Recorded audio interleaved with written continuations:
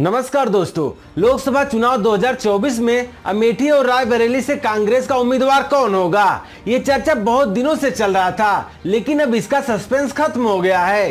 रायबरेली से राहुल गांधी चुनाव लड़ेंगे और अमेठी से गांधी परिवार के बेहद करीबी किशोरी लाल शर्मा को टिकट मिला है।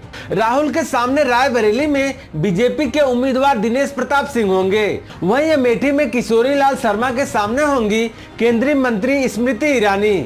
राहुल गांधी को अमेठी की जगह रायबरेली से मैदान में उतारने के पीछे कांग्रेस के फैसले ने सभी को आश्चर्य में डाल दिया है, क्योंकि 2019 में राहुल गांधी के सामने स्मृति ईरानी थी। 2019 में स्मृति ने राहुल को करीब 50,000 वोटों से शिकस्त दी थी। ऐसे में 2024 में सब मामला उल्टा पड़ गया, राहुल को रायबरेली से चुनाव लड़ा दिया गया।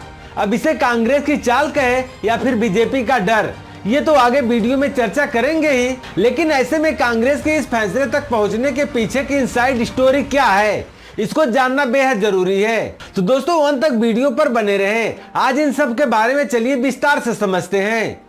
हाई प्रोफाइल रायबरेली संसद सीट पर भाजपा प्रत्याशी दिनेश प्रताप सिंह लगातार दूसरी बार गांधी परिवार के सामने होंगे।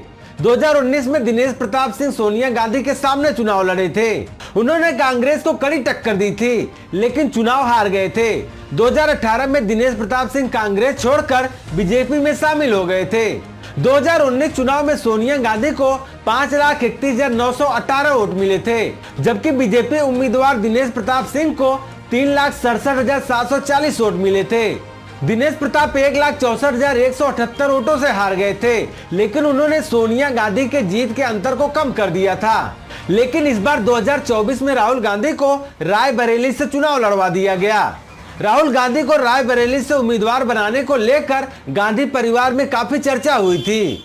गांधी परिवार ने रायबरेली के साथ साथ अमेठी से किसे उम्मीदवार बनाया जाए, इसे लेकर भी काफी चर्चा हुई थी। कांग्रेस अध्यक्ष और पार्टी में बहुत सारे नेताओं को यह मानना था कि राहुल और प्रियंका दोनों को चुनाव लड़ना चाहिए, मगर राहुल गांधी का कहना था कि उनका अमेठी से लड़ने से कुछ भी हासिल नहीं होगा, क्योंकि अगर वो जीत भी जाते हैं तो अमेठी सीट ही छोड़ेंगे, ना कि केरल का वायनाड। इसमें राहुल का यह तर्क था कि वायनाड की जनता ने उन्हें उस वक्त साथ दिया था जब अमेठी के लोगों ने उनका साथ छोड़ दिया था। यही वजह है कि राहुल अमेठी से हारने के बाद वहां गए भी नहीं। फिर भी यह भी बात हुई कि यदि राहुल अमेठी जीत भी जाते हैं तो उनके इस्तीफा देने के बाद वहां से किसी न किसी को चुनाव तो लड़ना ही पड़ेगा, इससे अच्छा अभी क्यों नहीं। रही बात रायबरेली की, तो यह सीट कांग्रेस की सबसे सुरक्षित सीट मानी जाती है। पिछली बार सोनिया गांधी यहां से करीब 2.25 लाख वोटों से जीती थी। इसके बाद राहुल गांधी सोनिया गांधी को यह समझाने में कामयाब रहे प्रियंका अभी फिलहाल चुनाव लड़ना नहीं चाहती हैं, तो क्यों ना वो खुद रायबरेली से चुनाव लड़े। और अगर चुनाव के बाद यदि एक सीट छोड़ने की नौबत आती है तो रायबरेली से प्रियंका को मैदान में उतारा जाए। ऐसा इसलिए भी क्योंकि तब तक यह भी पता चल जाएगी कि इंडिया गठबंधन और कांग्रेस की चुनाव में क्या स्थिति रहती है। मीडिया के अनुसार एक दिमाग यह भी लगाया गया कि यदि अमेठी से राहुल चुनाव लड़ते हैं और हार जाते हैं तो 2 बार लगातार हार के बाद उनकी स्थिति काफी कमजोर हो जाएगी। इसके अलावा स्मृति ईरानी का कद काफी बढ़ जाएगा। इसमें जाहिर सी बात है कि राहुल गांधी ऐसा कोई भी जोखिम नहीं लेना चाहते। इन सब बातों पर चर्चा के बाद यह तय किया गया कि राहुल रायबरेली से चुनाव लड़ेंगे और पार्टी किशोरी लाल शर्मा को अमेठी से लड़ाया जाएगा, जबकि केएल शर्मा अमेठी को अच्छी तरह से जानते हैं। साथ ही राहुल और सोनिया गांधी का चुनाव प्रबंधन कर चुके हैं और उनके प्रतिनिधि के तौर पर काम करते रहे हैं। रायबरेली से नामांकन करने के बाद कांग्रेस नेता राहुल गांधी ने सोशल मीडिया एक्स पर एक भावनात्मक पोस्ट शेयर किया है और उसमें लिखा है, रायबरेली से नामांकन मेरे लिए भावुक पल था। मेरे मां ने मुझे बड़े भरोसे के साथ परिवार की कर्मभूमि सौंपी है और उनकी सेवा का मौका दिया है। अमेठी और रायबरेली मेरे लिए अलग अलग नहीं है, दोनों ही मेरे परिवार जैसा है और मुझे खुशी है कि 40 वर्षों से क्षेत्र की सेवा कर रहे किशोरी लाल जी अमेठी से पार्टी का प्रतिनिधित्व करेंगे। अन्याय के खिलाफ चल रही न्याय की जंग में मैं और मेरे अपनों की मोहब्बत और उनका आशीर्वाद मांगता हूं। मुझे विश्वास है कि संविधान और लोकतंत्र को बचाने की लड़ाई में आप सभी मेरे साथ खड़े हैं। दोस्तों आपको बता दूं कि राहुल गांधी रायबरेली के साथ साथ केरल की वायनाड सीट से भी चुनाव लड़ रहे हैं। ये दूसरा मौका है जब राहुल एक ही चुनाव में 2 सीटों से मैदान में हैं। पिछली बार भी उन्होंने अमेठी के साथ साथ वायनाड से चुनाव लड़ा था, जहां उन्हें अमेठी से करीब 50,000 वोटों से हार मिली थी, लेकिन वो वायनाड से बम्पर वोटों से जीतकर सांसद पहुंचे थे। वायनाड में लोकसभा चुनाव के दूसरे चरण में ही वोटिंग पूरी हो चुकी है। उम्मीद जताई गई है कि राहुल आसानी से यहां जीत सकते हैं। हालांकि 4 जून को नतीजे के बाद ही पता चल पाएगा।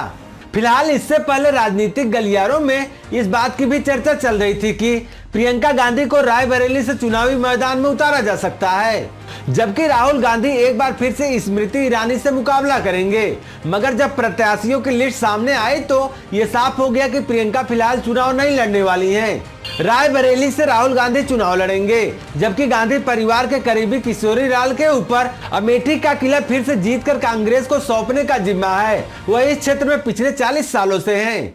राहुल गांधी के रायबरेली से पर्चा दाखिल करने पर राजनेताओं की अलग अलग प्रक्रिया आनी शुरू हो गई है। प्रधानमंत्री नरेंद्र मोदी ने कहा है कि राहुल गांधी हार के डर से अमेठी से चुनाव नहीं लड़ रहे हैं। उन्होंने कहा, मैंने पहले ही ये बता दिया था कि शहजादे वायनाड में हार के डर से अपने लिए दूसरी सीट खोज रहे हैं, पर उन्हें अमेठी से भागकर रायबरेली सीट चुननी पड़ी है। ये लोग घूम घूम कर सबको कहते हैं डरो मत। मैं भी उन्हें यही कहूंगा, डरो मत, भागो मत। केंद्रीय मंत्री और भाजपा सांसद गिरिराज सिंह ने कहा, रायबरेली में गांधी परिवार की हार होगी। इसके बाद उन्होंने कहा, गांधी परिवार जहां से हारती है वहां फिर दोबारा नहीं जाती है। जैसे अमेठी को छोड़ दिया, अब रायबरेली हारेंगे तो अगली बार रायबरेली छोड़ देंगे। केंद्रीय मंत्री अनुराग ठाकुर ने कहा है कि राहुल गांधी डर गए हैं। उन्होंने कहा, राहुल गांधी कहते हैं डरो मत, लेकिन अमेठी से वायनाड और फिर रायबरेली जाना हार के डर को दिखाता है। वो अपनी बहन को न्याय भी नहीं दे सके, क्योंकि रॉबर्ट वाड्रा भी टिकट की मांग कर रहे थे। कांग्रेस सांसद और पार्टी के जनरल सेक्रेटरी जयराम रमेश ने सोशल मीडिया एक्स पर अपनी प्रक्रिया दी है और लिखा है कि राहुल गांधी के रायबरेली से चुनाव लड़ने की खबर पर बहुत सारे लोगों की बहुत सारी राय है, लेकिन वो राजनीतिक और शतरंज के मजे हुए खिलाड़ी हैं और सोच समझकर दांव चलते हैं। ऐसा निर्णय पार्टी के नेतृत्व ने बहुत विचार विमर्श करके बड़ी रणनीति के साथ लिया है। इस निर्णय से बीजेपी और उनके समर्थक और चापलूस धराशायी हो गए। बेचारे स्वयं अम्बू चाणक्य जो परंपरागत सीट की बात करते थे, उनको समझ नहीं आ रहा कि अब क्या करें। उन्होंने आगे और भी लिखा, रायबरेली सिर्फ सोनिया गांधी की नहीं बल्कि खुद इंदिरा गांधी की सीट है।